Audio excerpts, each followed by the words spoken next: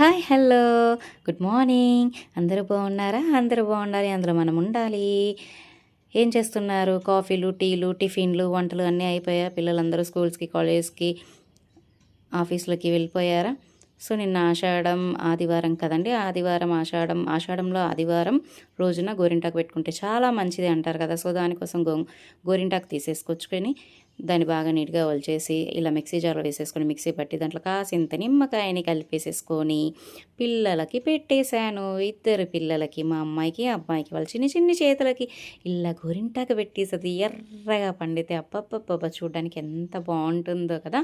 పిల్లలు కదా, వాళ్ళ చేతులు ఎర్రగా పండితే మన కడుపు ఎంతో ఆనందంగా సంతోషంగా ఉంటుంది. సో వాళ్ళకి పెట్టేసేసాను అనమాట. ఇక ఇద్దరికి కూడా ఒకరి తర్వాత ఒకరికి పెట్టేశాను. సో అది ఒక గంట ఉంచుకున్నాక వాళ్ళ చేతులు ఎంతో ఎర్రగా పండాయి.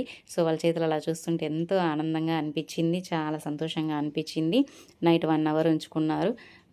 6 తర్వాత ఈ ప్రాసెస్ స్టార్ట్ చేశాను. సో అటు ఇటుగా 1 అవర్ ఉంచేసుకొని తీసేశారు, ఎర్రగా పండిపోయింది. సో మా చిన్ని చిన్ని చేతులు మీకు కూడా నచ్చినట్లయితే లైక్ చేయండి, షేర్ చేయండి, కమెంట్ చేయండి, సబ్స్క్రైబ్ చేయడం మర్చిపోకండి. మీ రేఖా రమేష్ వైబ్స్ ఛానల్ని. చూసారా ఎంత ముద్దుగా ఉన్నాయి కదా వాళ్ళ చేతులు ఎర్రగా పండి. సో ఆషాఢంలో మీరు కూడా గోరింటాకు పెట్టుకునే అలవాటు ఉందా? సో పెట్టుకుంటే కనుక ఖచ్చితంగా కమెంట్ చేయండి, లైక్ చేయండి, షేర్ చేయండి, సబ్స్క్రైబ్ చేయండి.